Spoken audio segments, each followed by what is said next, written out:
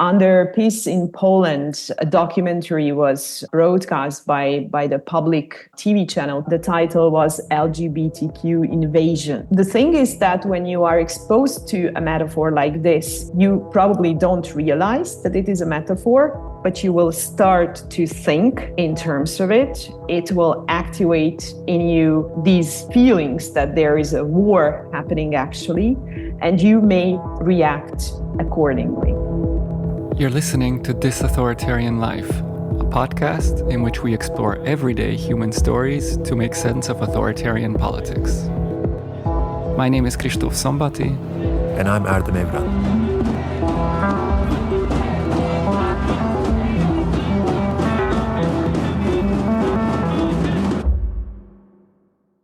This episode was sponsored by the Rosa Luxemburg Stiftung and was produced in cooperation with the International Research Group on Authoritarianism and Counter-Strategies.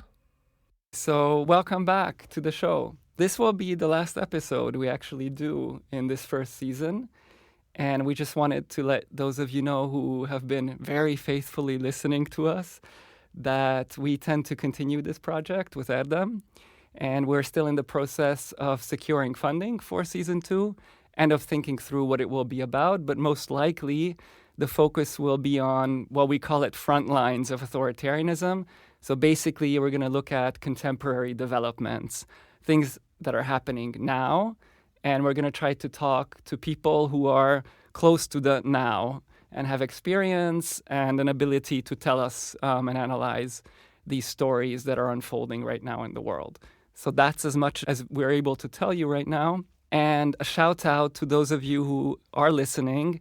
Please spread the message of This Authoritarian Life. So if you meet people, tell them about the show, please, because it really helps us grow our audience. Thanks for listening so far and for being with us. In this last episode, we're going to be looking at language, and more specifically, the way language plays a role in entrenching authoritarian power. As we know from history, authoritarian leaders have been using the power of propaganda, think of radio, television, and lately social media, to cement certain truths, to vindicate an exclusive right to lead the political community, to name threats and enemies, and last but not least, to undermine critics and opponents. And of course, authoritarian leaders are not the only ones who use propaganda, but they do it in particular ways. So we're going to try to tease that apart and look at the hallmarks of authoritarian discourse and rhetoric, and also look at how it impacts us and how we can confront it and deal with it. And to address that, we have, well, this time the word special guest really, I think, fitting. is fitting, let's say, because we have Anna Szilágyi, who is actually, well, a friend of mine, and we have been thinking, working, and walking a lot together. I'll tell you a bit more about Anna in a sec. But B, she has also been helping the show in this shadow role of listening to all the episodes. And since she's a linguist, she's been telling us how to kind of recalibrate our language, to put it that way. And as I said, I think in the first episode, or maybe as I've been saying since, to get us away from our academic tongues. So Anna, it's great to have you. I'll just say very few things about you because then we'll get into kind of who you are and what you do. But it's worth pointing out that you have worked as a journalist in TV. So you're someone who is familiar with how media works. And media is key for authoritarian discourse, any political discourse for that matter. You're also bilingual, Hungarian-Russian, and you've lived in many parts of the world, which you'll tell us about, but that's also enabled you to kind of understand very different contexts and to see how language works in them. And as a scholar, you have worked actually on language and on the uses of language as a power tool in politics. So you did an MA in linguistics and political science and a doctorate in media and communication. And last but not least, you are the founder of a global educational program, which is called Works Break Bones, which I'm sure you'll tell us a bit about. So welcome to the show, Anna. Hi, Kristóf and Erdem. It's so nice to be with you. And I feel, I'm suddenly leaving the backstage and entering the limelight. So I'm quite excited. Thank you. Thank you very much for having me, and warm welcome to all the listeners. We are very happy to have you. Anna, let's start with your personal background. So, would I be correct to trace your interest in linguistics and in languages to your bilingual upbringing?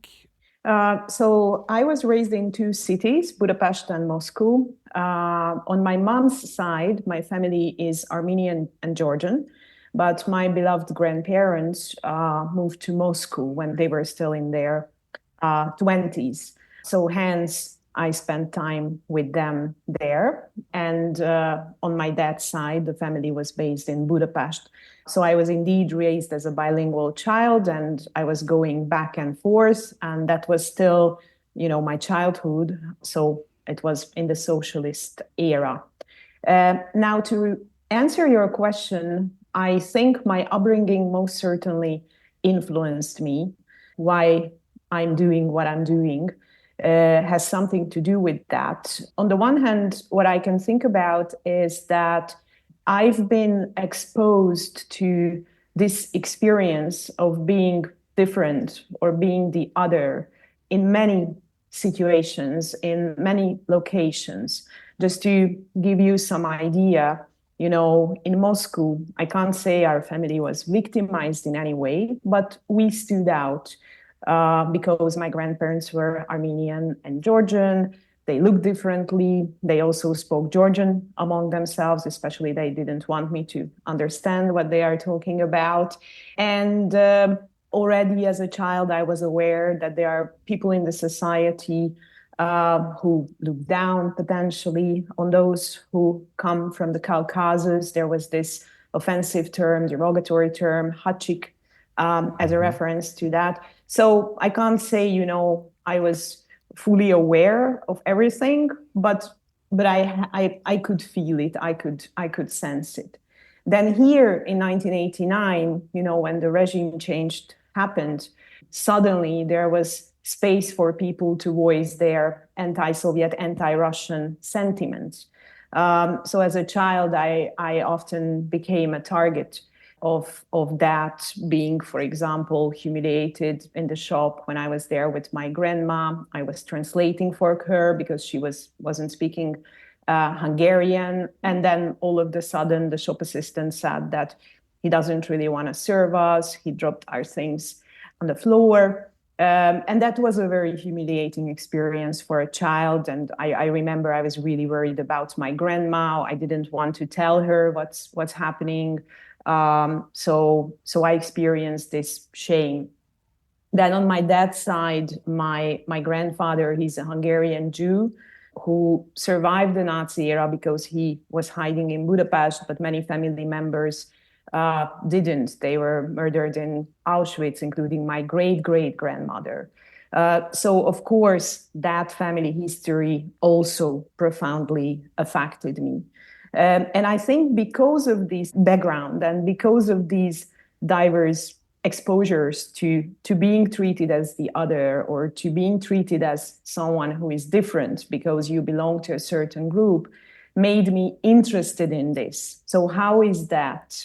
Why do some people become targets, for example, or of hatred and anger? And this is something that interests me on a universal level. So it's not just one particular group I focus on, but basically any group who has this kind of experience is my concern. I can say that.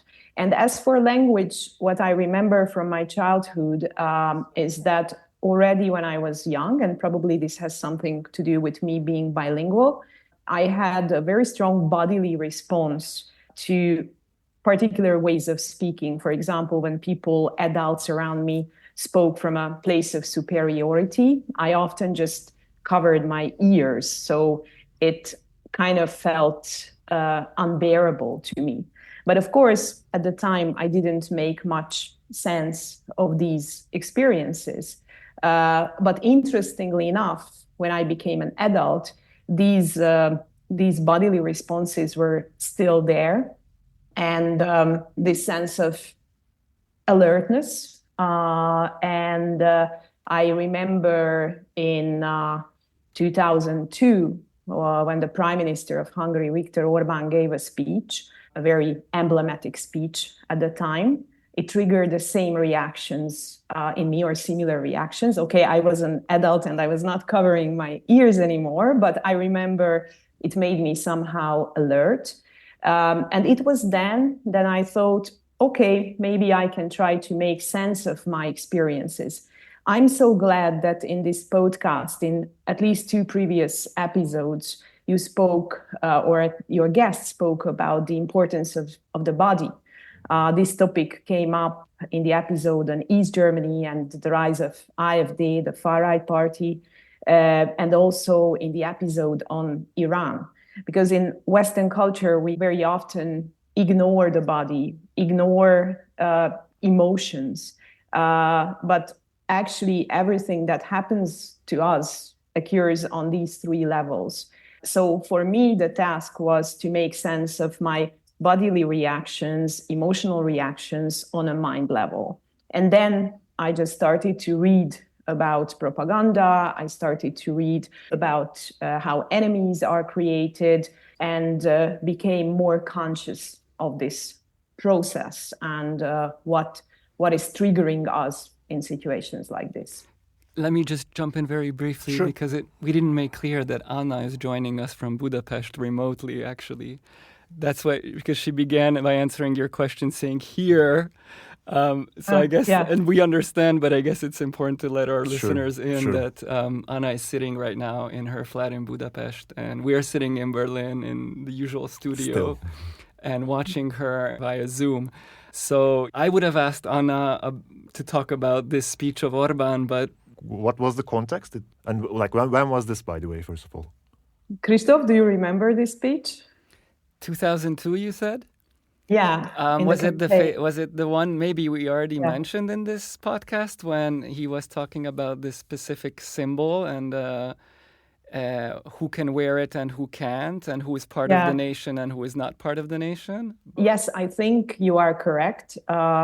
Since then, I've listened to many of his speeches, so I myself cannot remember exactly what he said back then, but I remember the impact that it had on me. And it was certainly about this, who belongs and who doesn't belong.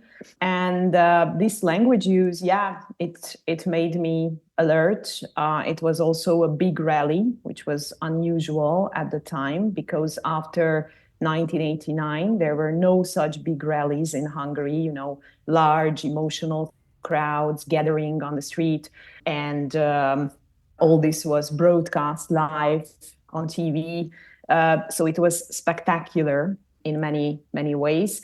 But yes, so what you said is correct. It was that speech. Because you wrote then a study, right? Comparing Vladimir Putin's and Viktor Orbán's, the Russian and the Hungarian leaders' campaign strategy and rhetoric. And then this led you to actually predict in some way Orbán turning towards authoritarianism when he came later, 8 years after the speech you're mentioning, into power in 2010. So could you let us in a bit about what you saw in that language that he was deploying? Yes, of course. But I also have to mention probably first that at the time, so we are talking about articles that I wrote and later a study in which I kind of predicted that Hungary is shifting towards an electoral authoritarian regime, that these works, they were well received, but also received criticism from political scientists who felt that I'm exaggerating, that what I'm saying is too dramatic, that it is impossible for him to do such a shift. And I think by way of introduction, probably we can talk about this a little bit. So why is that that so often people underestimate the power of words? We've seen that with Donald Trump in recent times. He's he has been and still is dismissed, sometimes as a clown or a showman. So these arguments are often there.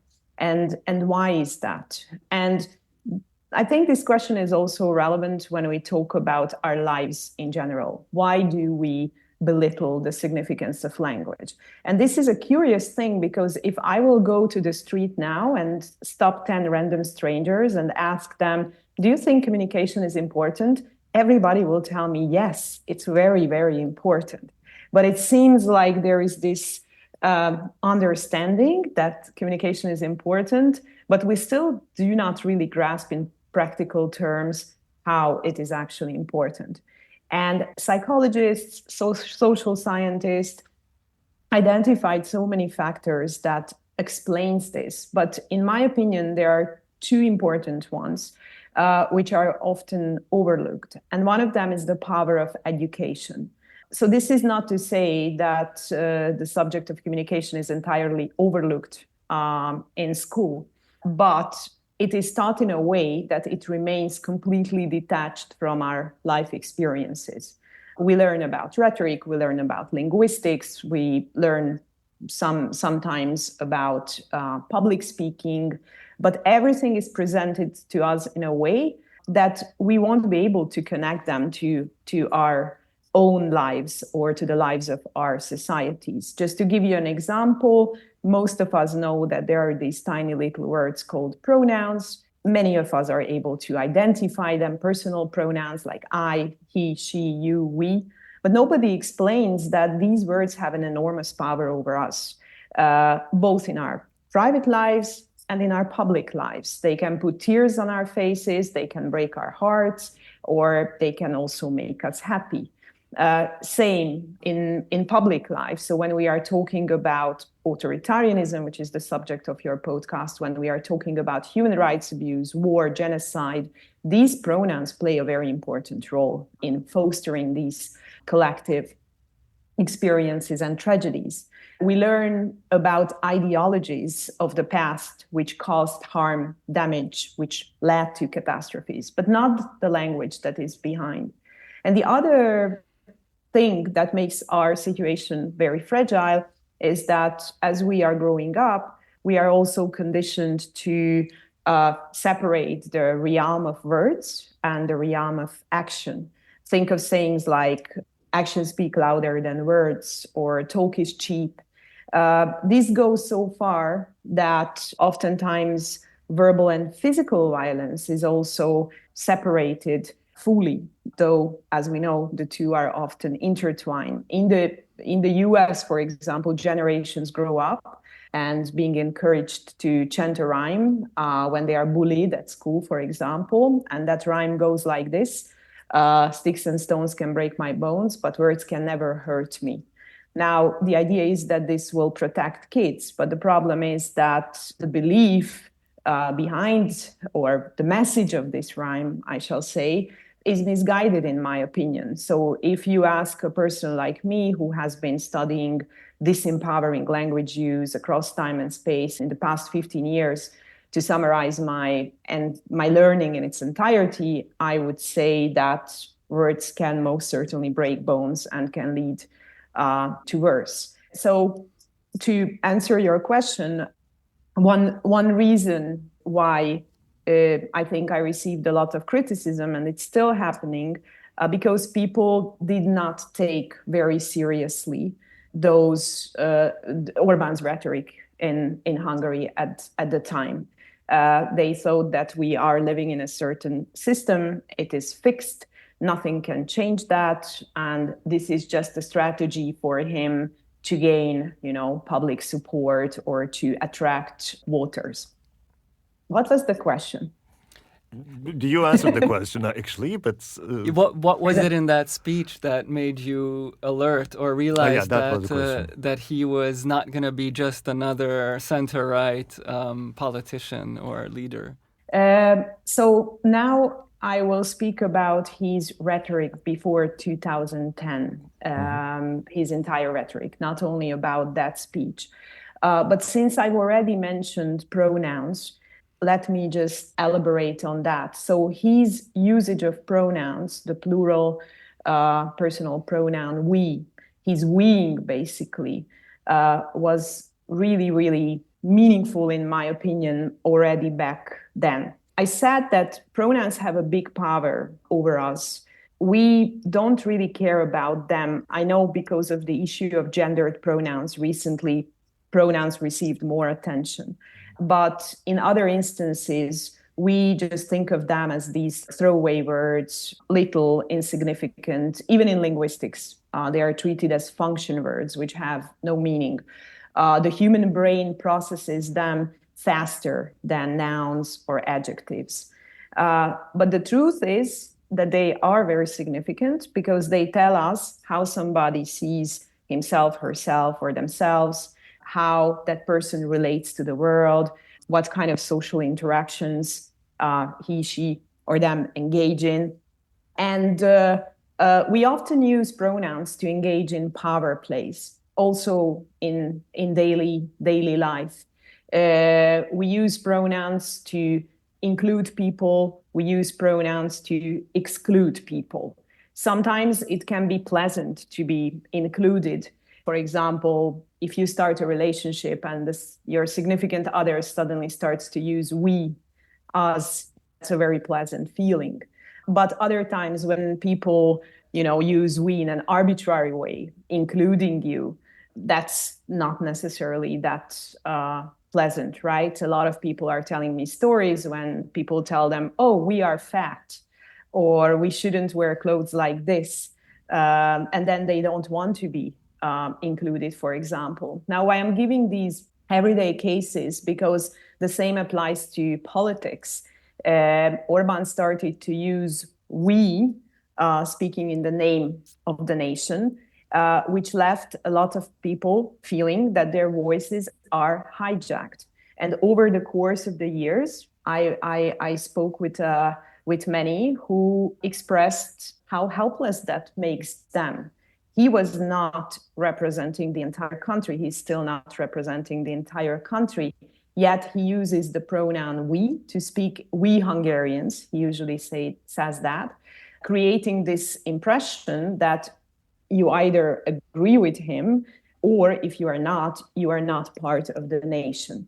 And this was a very consistent pattern in his rhetoric before 2010. And for example, this is something that made me worried and made me alert. So if the question is, how could I sense in Orban's case, for example, that something is not okay here. This is alarming. This is problematic, because I wasn't that occupied with his messages themselves, but I was looking at the very structure of language. And I think that can be a reliable compass in other situations as well. I'm getting the impression that compared to Turkey, the Hungarian linguistic authoritarianism is very mild, because when Erdogan or any other AKP politician basically speaks, the term that they use is terrorist, basically. You can be a terrorist because you somehow support or sympathize with the Kurds. You can be a terrorist because you are supposedly related to this Fethullah Gülen organization, so on and so forth. But what I want to say is that there's a we, definitely, but anyone and everyone who is outside of it is more or less by definition a terrorist. And that also is very powerful for various reasons. Well, this brings us to the question of labels, because when you say terrorist, I remember, or I think of foreign agent. Right, Anna? That also exists, by the way, in Turkey. Well, there you go. Yeah, Anna, you want to say a bit more about, or tell us your thoughts on that. So, Erdem, this was just an example of an early tendency. But of course, after 2010, these kind of enemy labels also became very significant, and especially in recent times. Now, we all use labels, and it's kind of normal. That's how we process the world. And there is nothing wrong with that. So if I board a bus, I will not try to drive it because I'm a passenger, and that's a label, and that's actually good. But some of the labels that societies use or worship can become so powerful that they will give us this illusion that they define entire individuals. In social psychology, they are called labels of primary potency. Or another way to say, there's a Nigerian writer I really like, Chimamanda Ngozi Adichie, and she gave this beautiful speech, The Danger of the Single Story. So these labels tell you a single story. And they are, of course, very salient in politics, and I will get there in a sec. But in everyday life too. Yeah. So if I tell you, for example, that my boss is a narcissist, you will know everything about my boss, right? So this label, it's wonderful that now we have this vocabulary to make sense of our inner lives and our relationships. But at the same time, this term, narcissist, grew into this powerful label of potency that we freely use. My boss is bipolar. My ex is a narcissist. We say that, right? Kristóf, you disagree or? No, fully agree. I don't want to go into more detail, but yes. Okay. No, you just gave me this look and I get scared. So I just wanted to give you an everyday example. Of course, when it comes to discrimination, they are also very important. Here in Hungary, me and two of my wonderful friends have been working with Roma teenagers in the past few years. We are trying to empower them. In the first episode of the podcast, Kristóf already spoke about his own work and his research and the situation of Roma people in Hungary. They are the biggest ethnic minority here and often face severe forms of discrimination. Now, I meet a lot of young people with a Roma background because of this work. And just to give you an example, a few months ago, I met a teenager. He wanted to be a microbiologist. He's coming from a small village, from a very poor background. And then he entered high school eventually. And he and his family, they were like super excited that it's finally happening. But there was one teacher who just started to singled him out, basically, and started to tell him that you don't belong, leave. And he was trying to prove, with his diligence that, no, I belong here. But eventually, nothing softened the teacher's heart. And eventually he collapsed and he left school. Now, this is what labels of primary potency do to us. They foster this disconnection between people, and they make us blind to the humanity of another. And this is exactly what we see in politics today. On the one hand, there are a lot of political actors who capitalize on our susceptibility to labels, right? And it's important to know that the labels they offer to their societies are not only these loaded labels which present a group of people as an enemy, but they also create other labels where those who are with us, who are part of the we, become two-dimensional cardboard figures as well, just positive ones. They will be all virtuous. They will be all the ones who protect morality, who do good and nice things. And basically, in all contexts, you see this. Probably the difference is that where there is still some space for pluralism and some discussion, people engage in these mudsliding contests because of the labels. They start to hate each other and express that hate. But these labels were given to them by politicians who use this strategically. We saw this, for example, during Brexit in the UK. I was listening to a podcast where somebody mentioned that in their family, they started to refer to each other in terms of labels, leave or remain. So we went to the pub with leave, remain was sitting there. It completely hijacked people's thinking. And the problem is that such labels can really kill compassion in a society. They can really kill compassion in us. And once they really take over people's hearts and minds, we can reach a point of no return.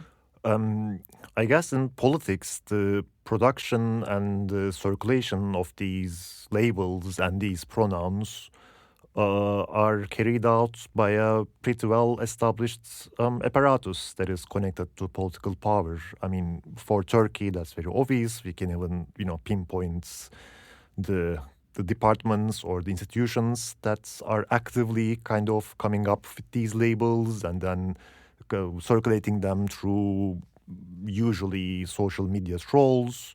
I know that, like in Russia, that's also the case. Can you, based on your various studies or observations in different places, can you tell us something about the infrastructure that helps to circulate and produce these labels, maybe?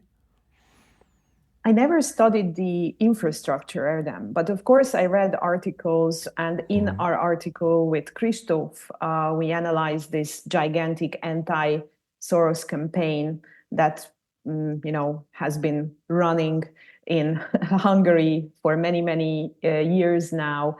And we see, for example, how American advisors assisted Hungarian communication gurus, how they worked together to create this campaign. But I never really did research on that.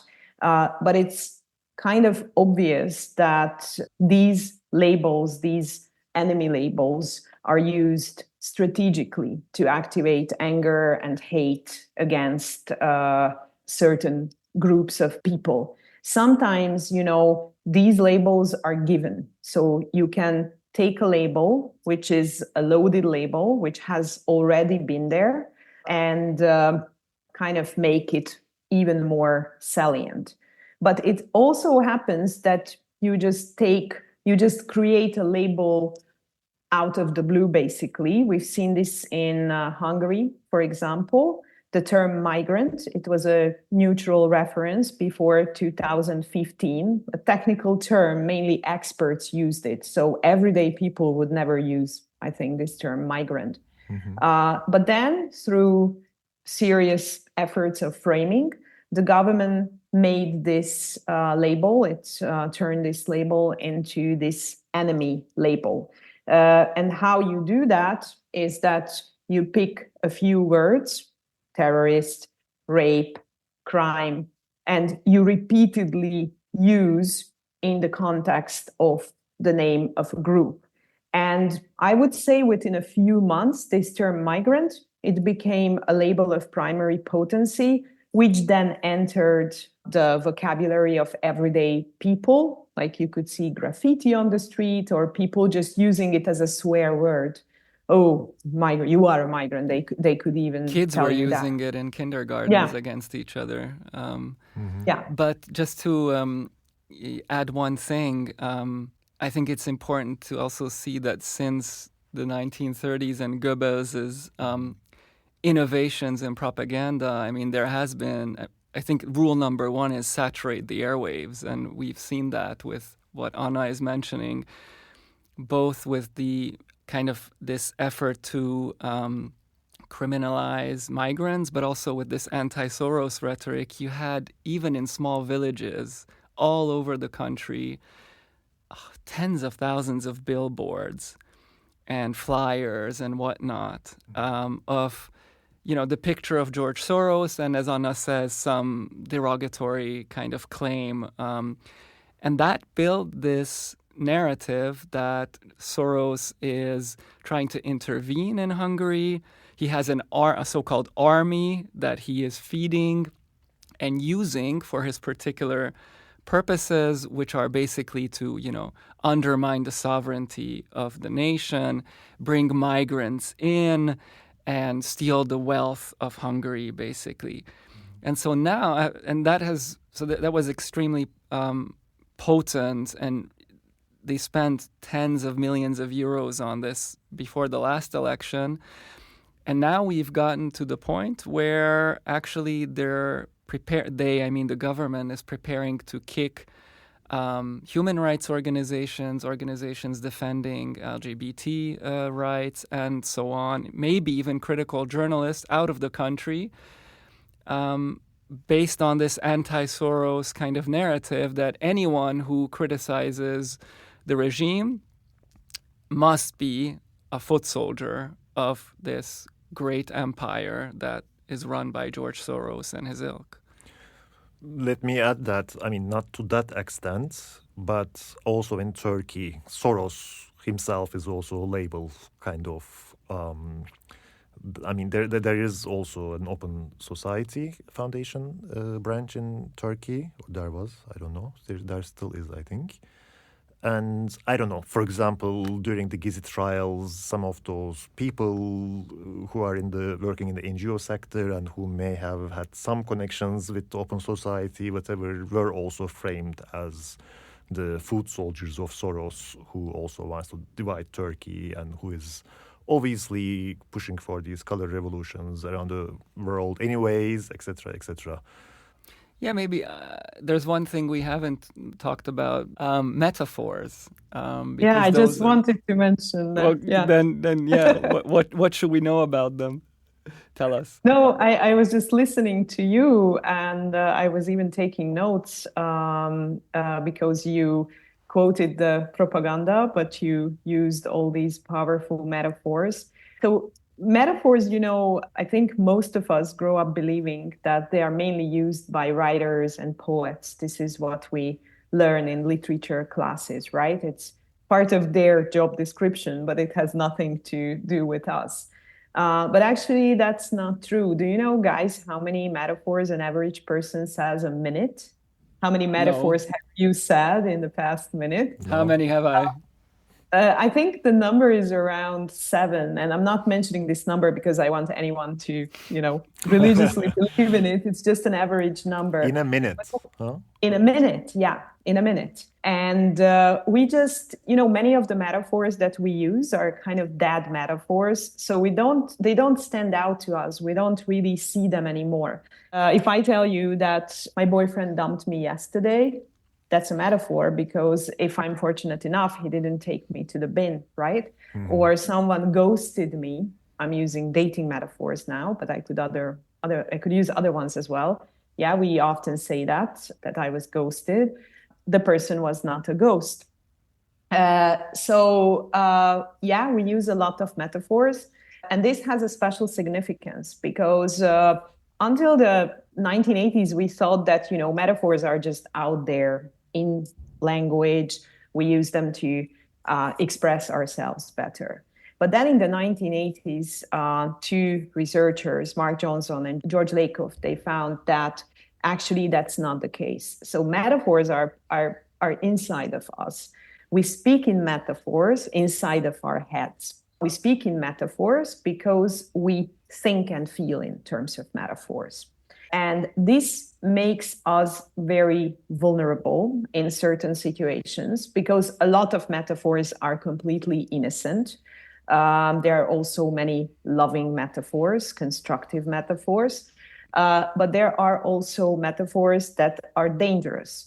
And if we do not realize that, they can be used because they will still have access to our innermost parts, but without us having any control of them. By the way, in politics or big companies, they realize this very well, and they use metaphors strategically to sell us ideas or to sell us products. But when it comes to language and disempowerment, certain metaphors play a very significant role in that. And one of the group of the metaphors which does is military metaphors. And the reason why I was taking notes when you were speaking, both of you said army or soldiers of Soros, right? This is what the propaganda tells us. And this is really powerful.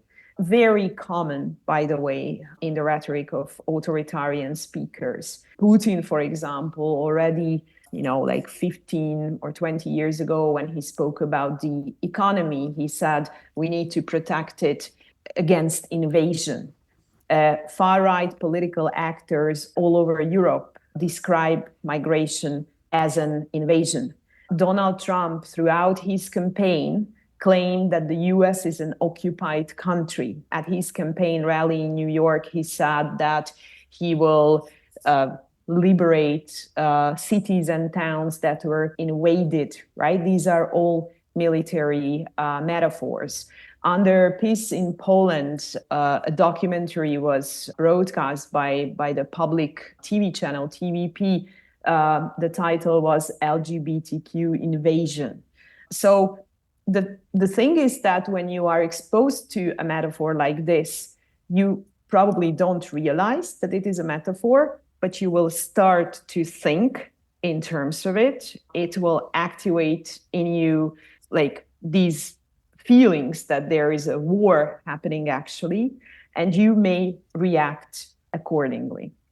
So what happens when the airwaves become saturated with this kind of talk? Because you've already begun saying how it impacts us, but maybe you could say a bit more about what it does to us as individuals, but also us as a collective. So I think, the societal level, how we feel within a society and how we feel as individuals, of course, they intertwine. So you can't really separate the two.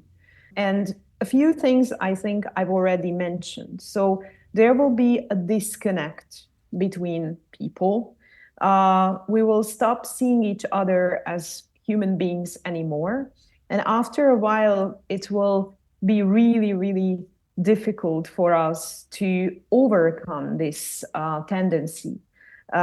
We will feel the need to punish the other, to belittle the other, to ridicule the other, to make them small. So even those, for example, who feel that they are threatened, they can be filled with this desire to engage in a power play. Just to give you an example, under Rodrigo Duterte in the Philippines, another authoritarian strongman for you who came to power in 2016, those who were against him started to call his supporters Dutertards.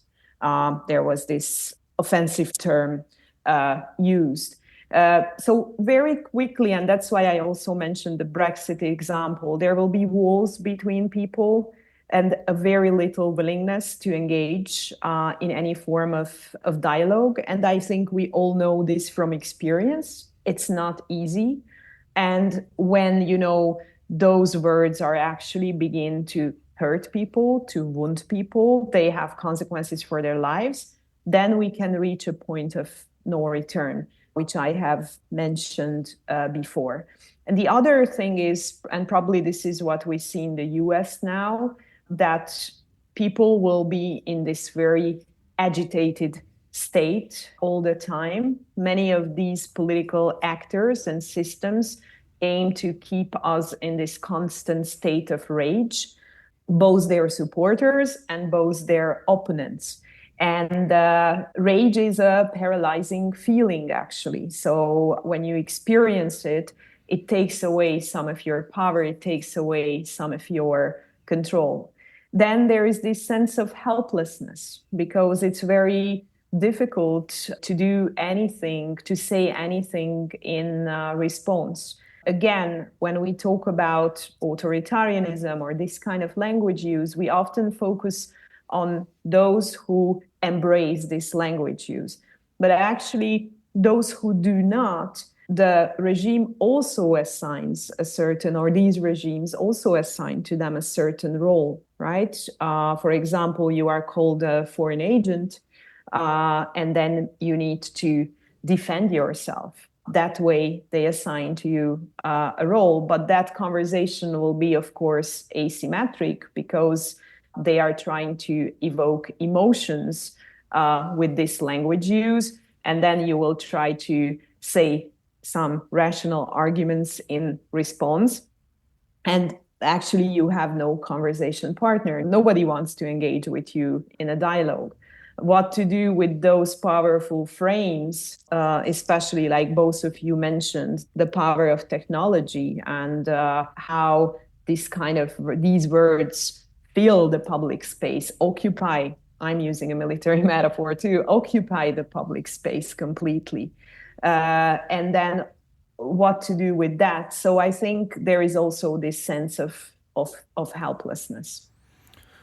I mean, there is a lot I can add, but very briefly, what you are describing has already been happening in Turkey for quite a long time now, I think, at least for the past 10, 15 years. And my sense is that this enemy kind of label has been used for so many different groups and so many different political junctures that by now I'm not even sure if there is anything left that holds the society other than the kind of political manipulation around certain labels, frames, etc.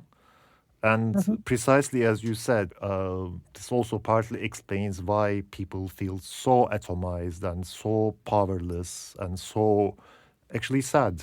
I mean, in addition to the economic crisis and everything. But okay, how to deal with all this then? Yeah. This is now, I think, this is the question that also is now emerging in my head as the one we should try to talk a bit about, because there are things one can do. When you were talking, Erdem, but also Anna, the things you were mentioning really very strongly, obviously resonated with me. And I always have this very personal example of when I was still living in Hungary. I was part of building a Green Party, and then that wasn't a huge success, let's put it that way.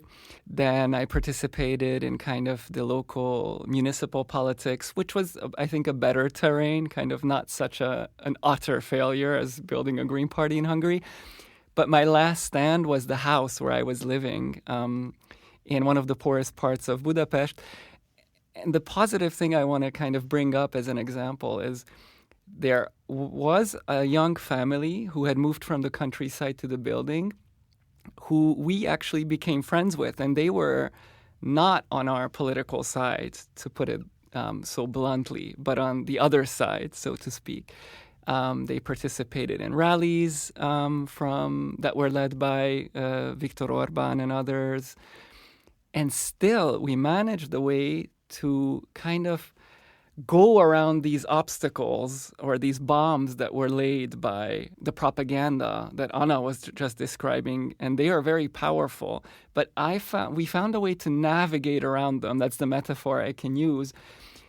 I didn't give this very deep thought, but one of the ways we found to navigate around is just to start out from our own experience and to use words that are not in the lexicon of the propaganda, but talk about how I feel about certain things that are happening in the house or more broadly in the neighborhood. So I guess we came up with our own language that was outside the realm of propaganda, and there was something very liberating in that. And we both, at one point, we even rationalized it, saying how great it is that despite our different political allegiances, we can still have a conversation and not enter this hate game of, oh, you're with the others, you're part of the enemy, oh, no, you are part of the enemy. But so coming to you, Anna, do you have ideas about how, we can navigate such like a war zone or like, minefield, to use that metaphor? Yes, I mean, mainly my own personal experience. So I know this story, of course, from you. So it's not the first time I hear it. And I have stories like this as well. I think to the extent it's possible, and I realize that in some circumstances, it's close to impossible. But to the extent it's possible, I think we should somehow break this script that is given to us.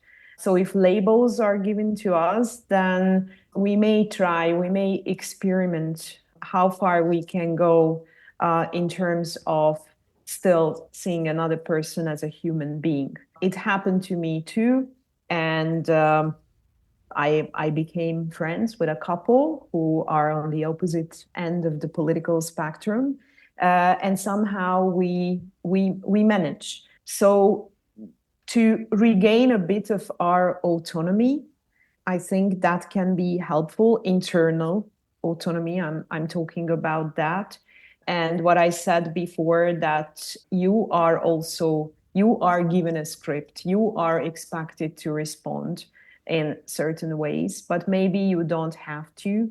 I think it's also important to register how do we feel in our bodies when I hear these words, what kind of emotions are coming up in me, and how do I speak as a result. For example, speaking from rage is not necessarily where I want to speak.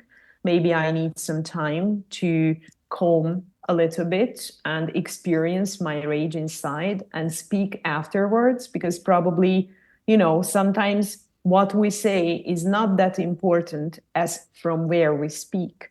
So maybe I can find another place from where I can speak, or I can speak from. And that is also a way for me to exercise control. Of course, in some situations, you cannot speak. So I fully realize that. And I'm trying to be very careful and cautious when I'm saying this, because I don't want to seem being insensitive. That's not my goal here. All I'm trying to say that when there is still a space for you to navigate, to borrow Kristóf's metaphor, then this is something you can probably try. I mean, I also have experiences similar to yours, namely that as someone who did research for quite a long time in this small conservative nationalist town in the Black Sea region, I also, more or less, for the very first time in my life, had quite meaningful relations and conversations with people who are pro-Erdogan or very nationalist, even fascist, people whom I would call fascist in other contexts, if you like, or, very religious, etc. But it was only after spending so much time and also spending so much effort that actually I also found myself, or we also found ourselves in quite different sort of relations and understood each other and, agreed or disagreed with other things.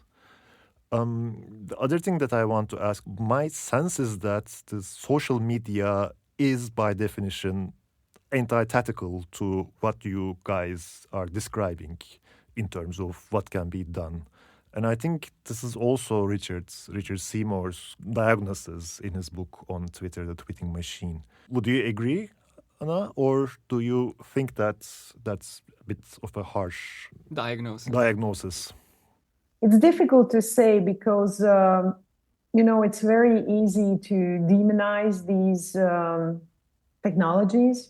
Mm-hmm. But I genuinely believe that the question is how we use them.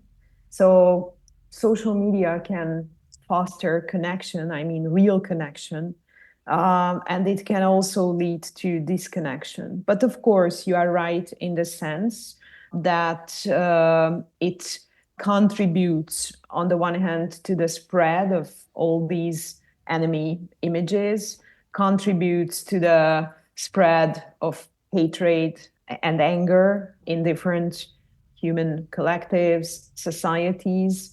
The stakes, I think, for a lot of people are not so high because you do not have to give your face, right? And then you may think that whatever you say, it's okay to say it.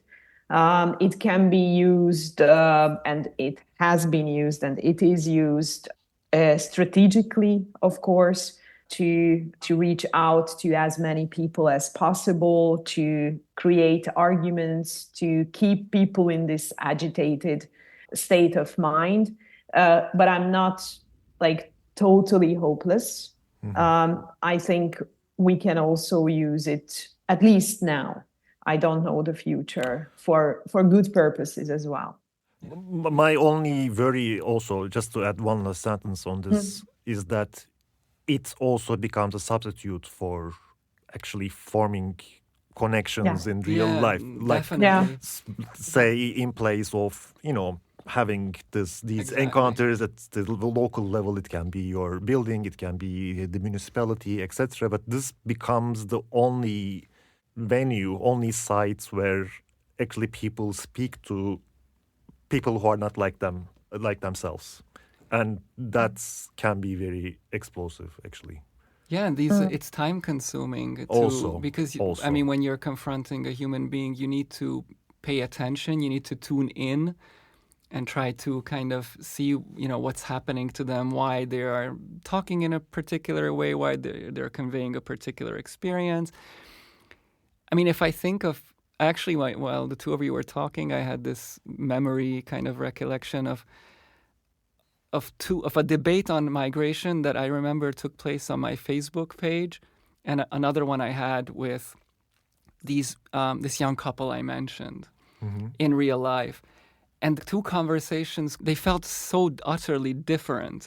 On the Facebook page, you could see that people were not really trying to get behind the words and trying to grasp at the human experience, but we're just using those words as, how can I kind of attack that and undermine those words? The intention was just so different.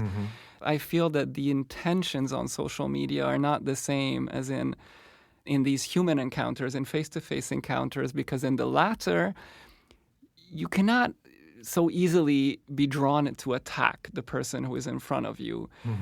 Because maybe there are risks to attacking, but maybe because you feel connected to the person, so there's just in that space more of an incentive to try to build some kind of bond, or at least identify some common terrain, whereas on my Facebook page, there's so little space for that. I feel there's so little incentive. It does happen from time to time, but I don't know about you guys.